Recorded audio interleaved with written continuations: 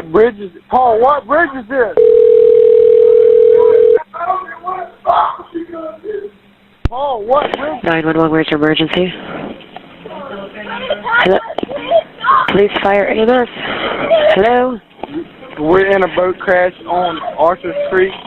Whereabouts on Arthur Street? In Arthur Street, the only bridge on Arthur Street. Arthur Street? Arthur's Creek. Arthur's Creek. What you just heard is real terror. The desperate voice of a teenager who watched his friend disappear into the freezing waters of Archer's Creek on February 24th, 2019. But this 911 call tells only part of the story that would ultimately bring down America's most powerful legal dynasty. What if I told you that the sound you just heard weren't just from a tragic accident, but from a moment an entire century of corruption began to crumble? What if I told you that in those desperate seconds after a boat crashed into a bridge at full speed, taking the life of an innocent 19-year-old girl, the fate of America's most untouchable legal family was sealed? What if I told you that the privileged teenager responsible for this tragedy would himself lose his life at the hands of his own father just 2 years later, in a desperate attempt to cover up decades of lies? Tonight, we're diving deep into the night that changed everything. February 23rd, 2019, when Paul Murdaugh's intoxicated boat ride didn't just take Mallory Beach's life, it triggered a chain of events that would expose financial fraud, political corruption, and ultimately lead to a double homicide that shocked the world. If you're ready to uncover the truth behind one of America's most twisted crime stories, smash that subscribe button and hit the notification bell. I'm about to take you inside the final hours of Mallory Beach's life and show you exactly how one night of privileged recklessness destroyed a dynasty that thought it was untouchable. And if you haven't already, go watch my complete Murdaugh investigation series.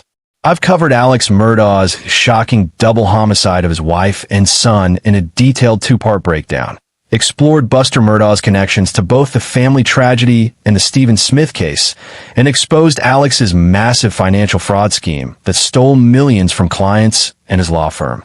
You'll need that full context to understand just how deep this rabbit hole goes and how tonight's story connects to everything that came after.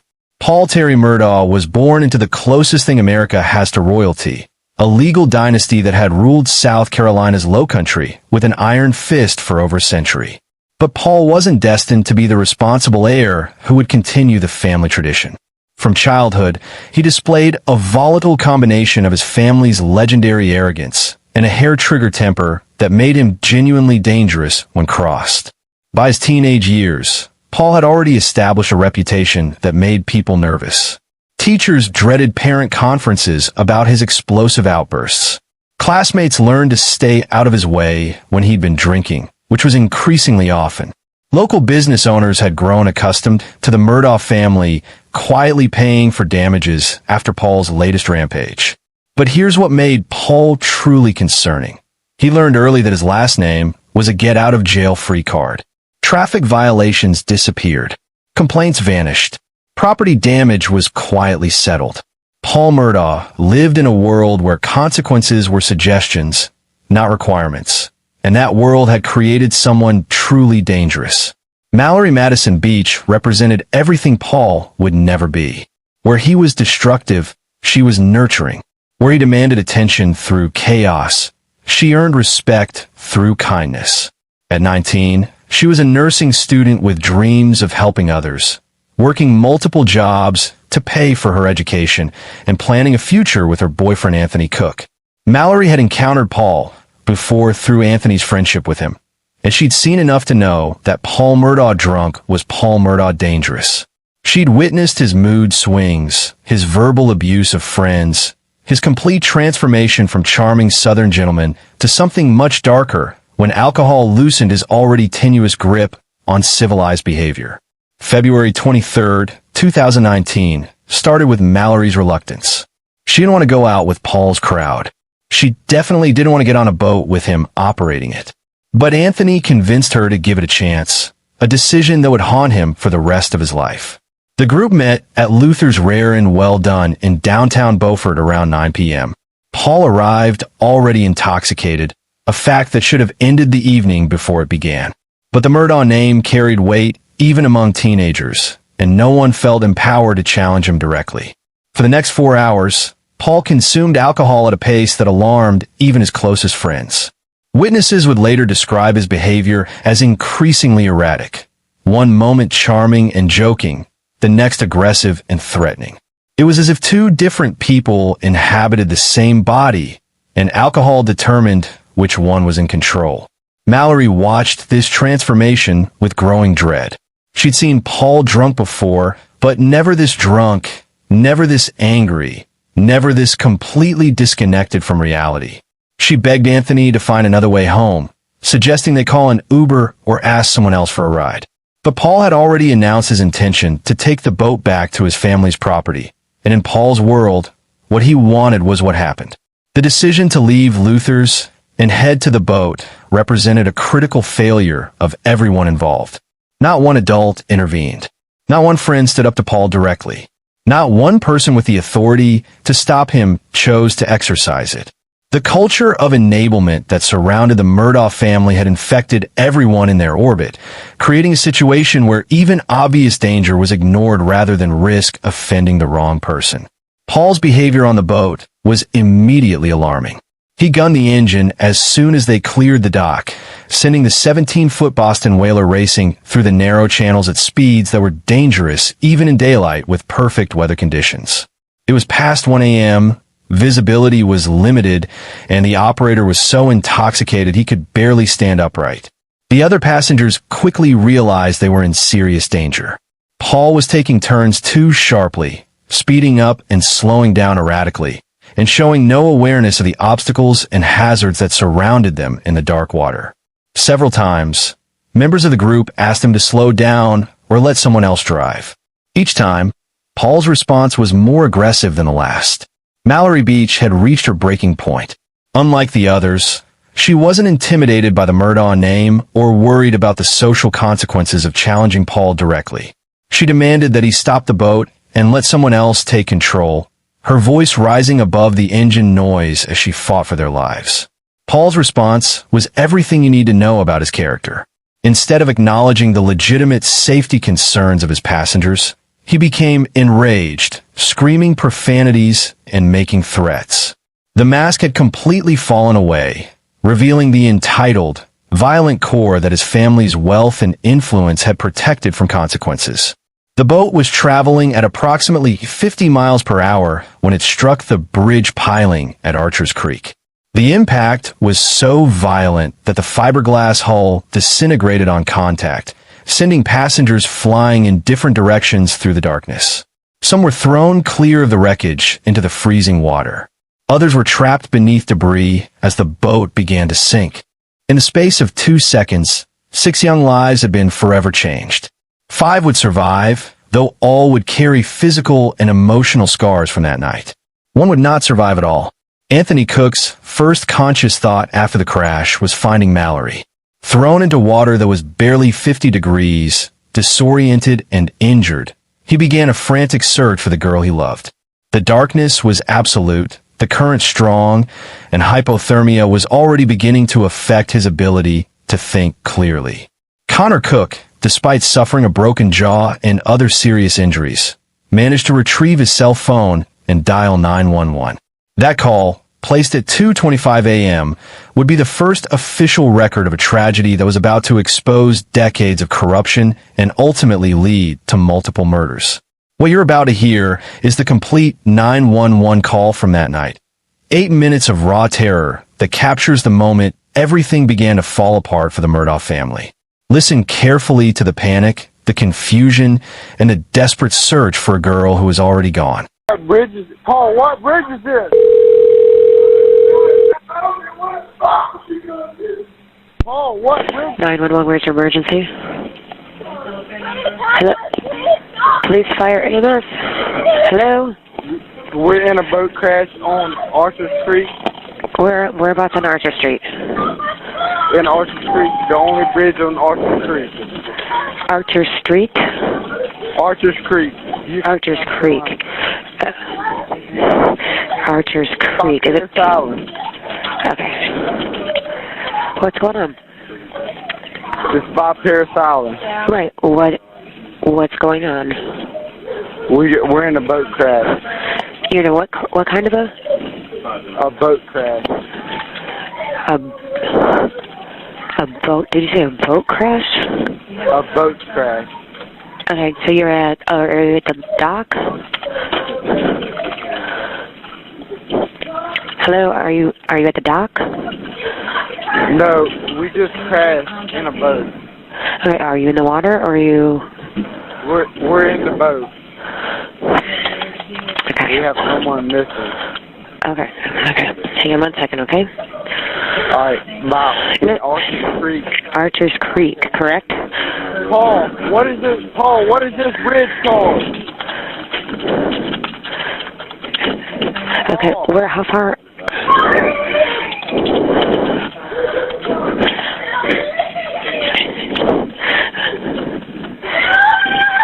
Please send someone. No, I'm coming. We're calling, okay? See, well, how far off shore are you? In Archer's Creek. Right, how far out? There's only one bridge in Archer's Creek. You're by the bridge? There's only one bridge in Archer's Creek. Is this a disabled boat?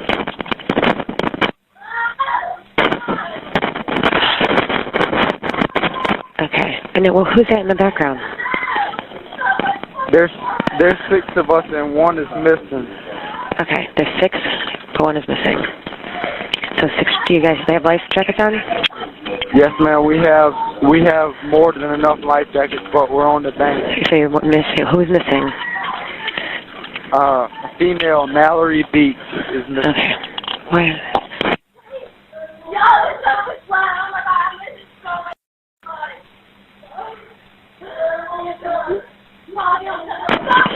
Okay. What's your name, sir? My name is. The full 911 call reveals the complete chaos of those first critical minutes. Connor's voice, distorted by his injuries and the shock of the crash, struggles to communicate their location to dispatchers. In the background, you can hear the other survivors calling for Mallory, their voices becoming increasingly desperate as the minutes pass without any sign of her. What's particularly chilling about this call is what it doesn't contain: any mention of Paul Murdaugh taking responsibility for what had just happened. Even as his friends searched frantically for a missing girl, even as emergency responders raced to the scene, Paul was already thinking about protecting himself rather than helping the victim of his recklessness. The search for Mallory Beach lasted 8 agonizing days. Coast Guard vessels, police boats, volunteer searchers, and dive teams combed every inch of the waterway, following currents and checking shorelines in an increasingly desperate attempt to find her. Her parents, Renee and Philip Beach, maintained a vigil at the crash site, refusing to give up hope even as the odds of finding their daughter alive dwindled with each passing hour. Anthony Cook never left the search area. Despite his own serious injuries, despite the hypothermia and trauma he'd endured, he joined every search party, dove in every likely location, and refused to accept that the girl he loved was gone. His dedication to finding Mallory became legendary among the volunteers, a testament to their relationship, and a stark contrast to Paul Murdaugh's immediate focus on avoiding responsibility. On March 3rd, 2019, 8 days after the crash, Mallory's body was found by volunteers searching the shoreline near Paris Island. The currents had carried her nearly 5 miles from the crash site, but the tides had finally brought her home. The autopsy revealed that she had died from blunt force trauma and drowning, killed instantly or nearly so when the boat struck the bridge. Paul Murdaugh's response to Mallory's death revealed the complete absence of conscience that would later make his own murder seem almost inevitable. While the Beach family planned their daughter's funeral, while Anthony Cook struggled with survivor's guilt and PTSD, while the community mourned the loss of a beloved young woman, Paul showed no remorse whatsoever. Instead, the Murdaugh family machine swung into action with practiced efficiency. Lawyers were consulted, political allies were contacted, and a coordinated campaign began to minimize Paul's culpability and protect him from serious consequences. It was the same playbook they'd used for decades to cover up scandals and protect family interests, but this time was different. This time, there was a dead girl and a community that was finally ready to demand answers. The investigation that followed exposed the depth of the Murdaugh family's corruption and their willingness to use every tool at their disposal to protect Paul. Despite overwhelming evidence that he was operating the boat while intoxicated, despite multiple witness accounts of his reckless behavior, despite the fact that his actions had killed an innocent person, the case moved forward at a pace that frustrated everyone seeking justice. Pressure was applied to witnesses to change their stories. Alternative theories about who was actually driving the boat were promoted despite contradictory evidence. The Beach family found themselves not just grieving their daughter's death, but fighting a systematic campaign to deny them justice. But the civil lawsuit filed by the Beach family began to uncover financial irregularities in Alex Murdaugh's law practice, irregularities that would eventually expose decades of theft and fraud. The boat crash had focused unwanted attention on the family at exactly the wrong time, when Alex was already struggling to maintain his elaborate financial house of cards. For over 2 years, Paul Murdaugh lived under the shadow of potential prison time while continuing to act as though consequences didn't apply to him. He kept drinking, kept driving recklessly, kept behaving as though killing Mallory Beach was just another minor inconvenience that his family's influence would eventually make disappear. But the walls were closing in. The civil lawsuit was threatening to bankrupt the family. Paul's criminal trial was approaching, promising to air all of the family's dirty laundry in public. Alex's financial crimes were on the verge of being exposed. The Murdaugh dynasty was facing its first real threat in over a century, and Alex Murdaugh decided that desperate times called for desperate measures. On June 7, 2021, Paul and his mother Maggie lost their lives at the family's hunting lodge. The person responsible was Alex Murdaugh himself, though it would take nearly 2 years of investigation to prove that fact in court. In Alex's twisted logic, taking their lives would generate sympathy, deflect attention from his crimes, and possibly result in a financial windfall from life insurance policies. Paul Murdaugh died at age 22, never having faced trial for Mallory Beach's death, never having been held accountable for the reckless actions that killed an innocent girl. His murder robbed the Beach family of the justice they'd fought so hard to achieve, but also validated everything they'd been saying about the toxic culture that had created him. The irony was inescapable. Paul Murdaugh, who had killed through reckless disregard for human life, was himself killed by a father who saw murder as a viable solution to financial and legal problems. The family that had corrupted South Carolina's justice system for generations had finally turned their violence on themselves. Today, Alex Murdaugh sits in prison, convicted of double murder and facing life without parole.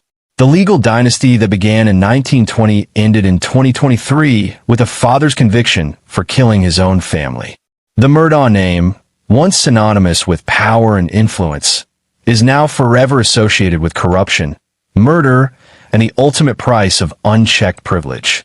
But none of that brings back Mallory Beach. None of that erases the terror of her final moments or the grief that still consumes her family. None of that changes the fact that a bright, caring young woman died because a privileged teenager believed his last name made him immune to the laws that govern everyone else. The night of February 23, 2019, wasn't just a tragic accident. It was the inevitable result of a century of corruption, enablement, and a toxic belief that some people are above accountability. Mallory Beach paid the ultimate price for that system's failure, but her death also sparked the reckoning that finally brought justice to South Carolina's Lowcountry. Paul Murdaugh's story serves as the ultimate cautionary tale about privilege without responsibility, power without accountability, and the devastating consequences when society allows certain families to operate by different rules. The boat crash that killed Mallory Beach was the first crack in a dam that had been holding back decades of corruption. And when that dam finally burst, it washed away everything the Murdaughs had built. Mallory's legacy isn't just in the justice her death ultimately brought, but in the reminder that every life has value, regardless of the power or influence of those who would destroy it. Her story proves that truth has a way of surfacing, no matter how deep the powerful try to bury it, and that sometimes the most devastating acts of violence plant the seeds of their perpetrator's own destruction. The screams you heard at the beginning of this video mark the end of Mallory Beach's life, but they also mark the beginning of the end for a family that had terrorized South Carolina for generations. In trying to escape justice for killing one innocent girl, the Murdaughs set in motion the events that would ultimately destroy them all. This is the kind of deep dive investigation you'll only find here on Dark Trail Files, where we don't just tell you what happened, we show you why it mattered and how it changed everything. If this story opened your eyes to the corruption that can fester in our justice system, hit that subscribe button and ring the notification bell so you never miss our latest investigations. Make sure you've watched my complete Murdaugh investigation series, my two-part breakdown of how Alex Murdaugh ended his wife and son's lives, my deep dive into Buster Murdaugh's role in both the family tragedy and the Stephen Smith case, and my expose of Alex's financial crimes that defrauded millions. To see how this single night of terror connected to decades of family secrets and ultimately led to one of the most shocking trials in American history. Drop a comment below and let me know what other cases you want to see covered. Which family dynasties do you think are hiding dark secrets? What stories of corruption and cover-ups should we investigate next? And remember, the truth always surfaces eventually. Sometimes it just takes the right person asking the right questions to bring it to light. This is Dark Trail Files.